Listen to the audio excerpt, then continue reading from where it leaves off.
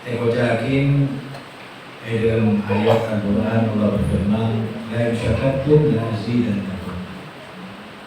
Jika kita bersyukur kepada Allah terhadap karunia yang diberikan, niscaya Allah akan menambahkannya kepada kita.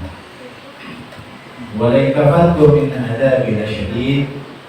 Dan jika kita ingkar terhadap nikmat-nikmat karunia yang diberikan Allah, maka ketahuilah bahwa ada sangat pedih. Para Rabu yang menjadi Allah, syukur itu bukan hanya kalimat Alhamdulillah sebagaimana yang telah disampaikan tadi ketika sudah sholat, kata Alhamdulillah 33 ini, Subhanallah 33, Allah 33. Bukan hanya itu saja, ataupun bukan hanya bisa sholat saja, ataupun bisa hadir di tempat mengajar ini saja, tetapi yang patut kita syukuri, kita berada di dalam naungan ridha Allah Subhanahu wa Ta'ala, bisa menjadikan Allah sebagai kita, menjadikan Muhammad Rasulullah sebagai Rasul kita, menjadikan Islam sebagai agama kita, menjadikan Al-Quran sebagai petunjuk bagi kita, dan menjadikan semua kaum muslimin muslimat sebagai saudara kita. Tidak dipikirkan itu semuanya kecuali karena Allah Subhanahu wa Ta'ala akan menyediakan untuk kita surganya sehingga kita masuk pada kelompok orang-orang yang beruntung dunia dan beruntung di akhirat. Itu tanda syukur. Syukur selain zikir Alhamdulillah itu harus dibuktikan dengan kehidupan nyata atau diaplikasikan dalam kehidupan sehari-hari dengan perbuatan taat dan patuh hanya kepada Allah. Kalau kita sholat, kita tahu bahwa itu ada ihsan. Di dalam sholat seakan-akan kita melihat Allah Subhanahu wa Ta'ala untuk menghadirkan khusyuk. Kalaupun kita tidak bisa khusyuk di dalam sholat atau tidak bisa melihat Allah Subhanahu wa Ta'ala di dalam sholat, maka hendaklah kita tahu bahwa Allah akan melihat kita. Di luar sholat kita tidak berbuat maksiat kepada Allah. Di luar sholat kita hendaknya patuh dan taat hanya kepada Allah dan mengikuti baginda Muhammad SAW. Kalaupun itu bisa kita lakukan, bukan itu saja, tetapi kita bersyukur kepada Allah Subhanahu wa Ta'ala karena Allah Subhanahu wa Ta'ala ini menyediakan di dalam ayat-ayat Allah. Ada surat Al-Baqarah. Al-Baqarah itu sapi. Kenapa sapi itu ditaruh dalam Al-Quran? Sebagai judul, sebagai tanda surat Al-Baqarah. Ada itu artinya sapi. Nah itu, tapi isinya ya selain daripada sapi yang disembelih, ya dimakan dan sebagainya, tapi itu di lain itu Allah SWT menjadikan petunjuk bagi manusia sebagai hukum dan syariat yang harus dikerjakannya, sehingga perbuatan-perbuatan yang kita amalkan dari ilmu-ilmu yang kita miliki hendaknya kita abaikan. Semuanya yang datang daripada Allah Subhanahu wa Ta'ala, ma'atakum rasul faqulu wa manhakum an fantahu. Kenapa? Karena kita bukan baqarah, bukan hewan, bukan sapi. Kita bukan sapi. Walaupun hakikatnya sama dengan sapi. Sama tidak? Matanya dua sapi itu. Tidak. Sama. Kita punya mata dua. Hidungnya, lubangnya berapa? Dua, sama dengan sapi. Kupingnya sama. Punya lesan pada giginya sama dengan kita. Punya hati, punya tangan. Ya, kawin juga, punya anak. Tapi beda dengan kita kalau mau dibedakan. Kalaupun kita tidak mau dibedakan dengan Islam, maka hakikatnya manusia itu sama dengan binatang. Sama. Ya, yang tidak sama itu yang menjadikan Allah sebagai Tuhan. Yang gue yakin, ya ayyuhan nasu ubudu rabbakumul ladzi khalaqakum. Wahai manusia, nah ini kalau mau dimanusiakan kita, maka sembahlah akan Tuhanmu yang telah mencipta kamu dan juga mencipta bapak-bapakmu dan ibumu supaya kamu itu. Nah, takwa di sinilah yang artinya kita harus syukuri kepada Allah SWT Karena tidak semua manusia bisa menyembah hanya kepada Allah Subhanahu wa taala. Nah, kalau kita tidak mau, saya pun tidak mau disamakan dengan hewan, disamakan dengan sapi, ya sudah. Kalau misalkan kita disamakan dengan orang kafir, sama tidak? Sama. Orang kafir punya mata, punya telinga, punya keluarga, punya anak, punya bapak, ibu, punya cucu, ya, punya istri, punya rumah, sama ini. Makan juga, minum juga, belanja ke pasar, sama.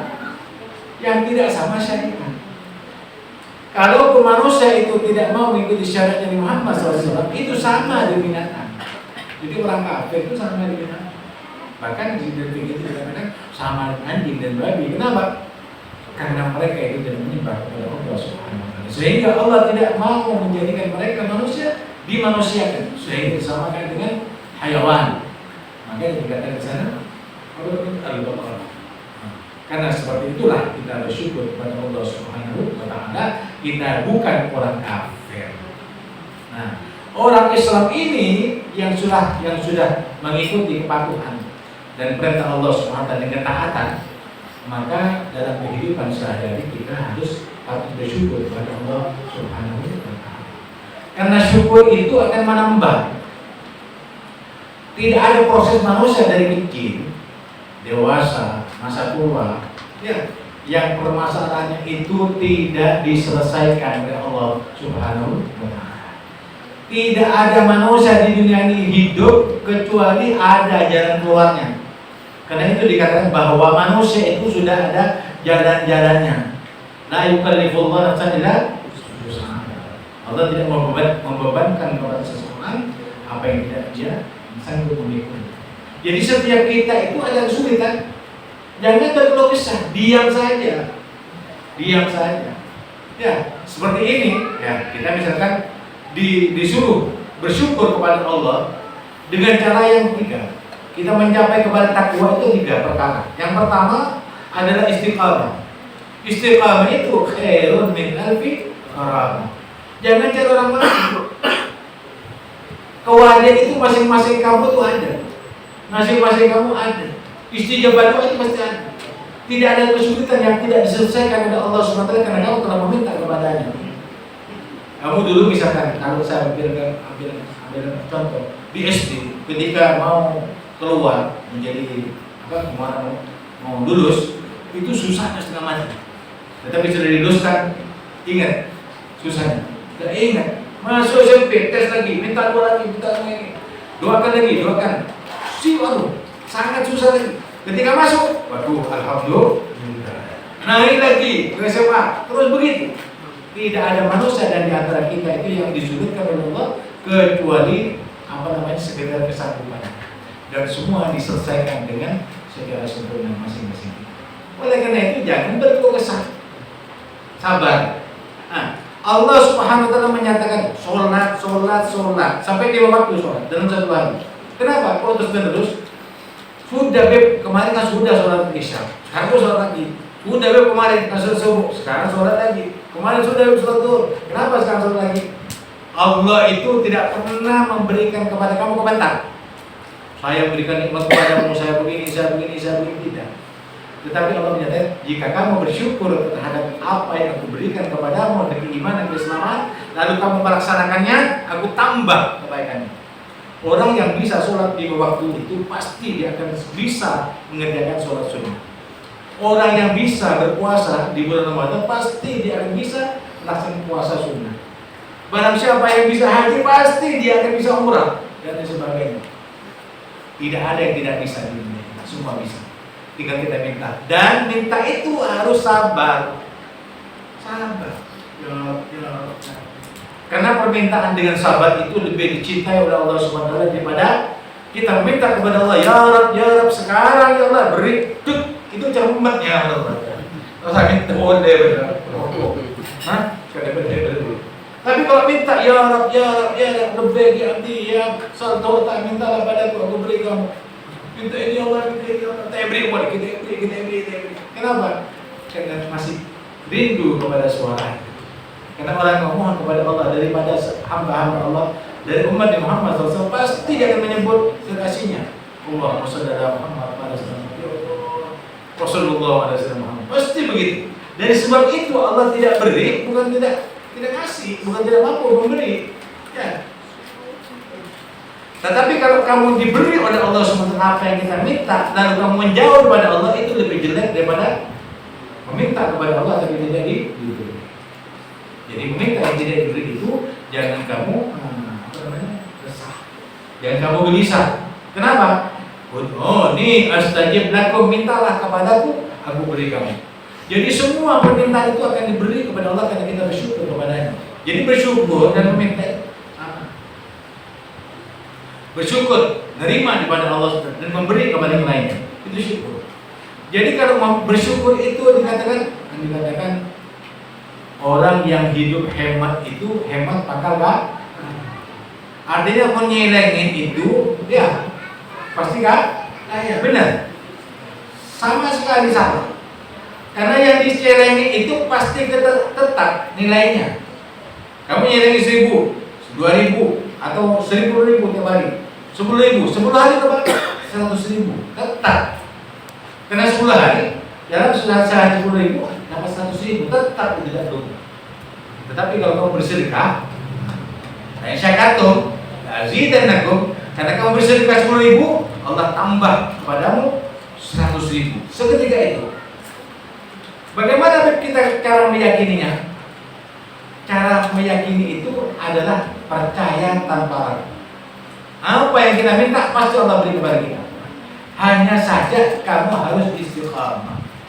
Kalau misalkan kamu tidak diberi, maka ambil hikmah. Kenapa saya tidak diberi? Oh iya, mungkin begini, mungkin ada di dirimu sendiri.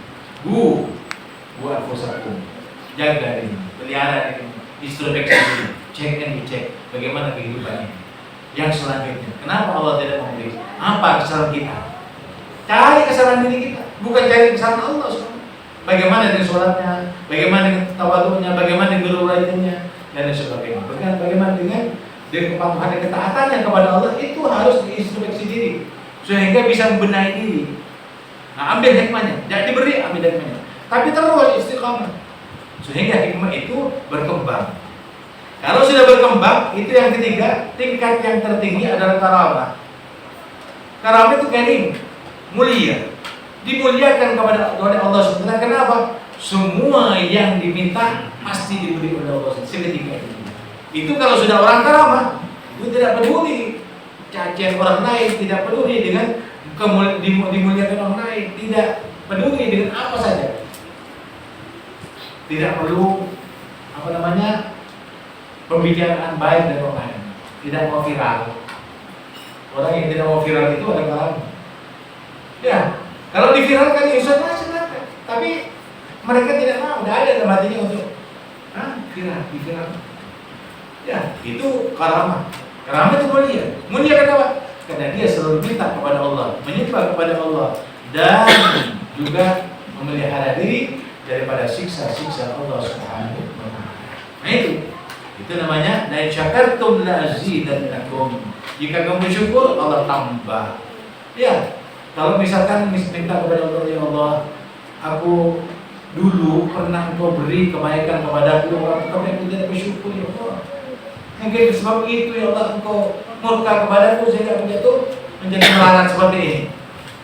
Karena itu ya Allah, mungkin dengan sebab aku memohon ampun kepadamu ya Allah pada saat ini, maka tutupilah kejelekanku di masa yang lalu dengan kebaikan. Maka berikan rahmat kepadaku dan pertolongan darimu.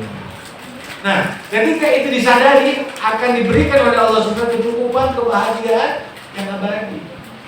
Abadi di dunia ini kenapa? Abadinya kita bersabar, istiqamah, ya, terus ngambil hikmahnya apa yang diberi dan tidak diberi. Kalau mau diberi akan disisihkan, ya, lalu akan timbul karam mulia.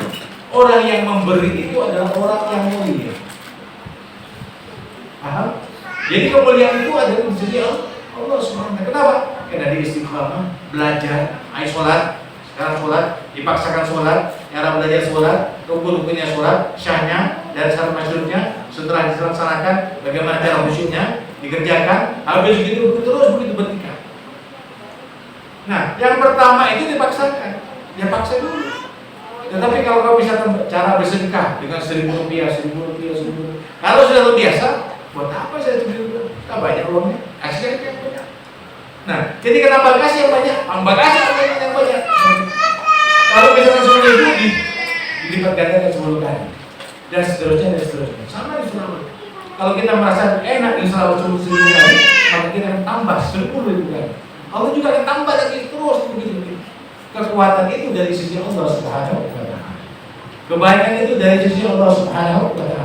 Gerakan itu adalah dari sisi Allah Subhanahu wa Ta'ala. Bukan gerakan ini. Kalian itu karena sudah dicintai oleh Allah, karena cinta, radhiyallahu anhum wa radu anhu. Allah ridha kepada mereka karena mereka ridha kepada Allah sebagai Tuhan. Allah ridha kepada kita karena kita ridha kepada Rasulnya. Sehingga kita tidak memilih dan dipilihkan oleh Allah kecuali sekedar ketetapan dan keputusan dari Allah Subhanahu wa Ta'ala. Itulah yang dimaksud daripada Habib ini. Jangan sampai kita melenceng keluar daripada akidah yang disediakan oleh para habaib kita, pada kiai kita, para ulama kita, yaitu akidah kita akidah Ahlus Sunnah wal Jamaah. Cinta kepada Rasulullah dan cinta kepada hadis Rasulullah dan cinta kepada sahabat-sahabat Rasulullah, tabi'in, tabi'in, salafus salih, dan orang-orang dan ulama-ulama yang mengajak kepada kebaikan dan mencegah kepada kemungkaran yang bersesuaian dengan kitab dan sunnah, maka itulah ulama-ulama kita. Ada ulama itu.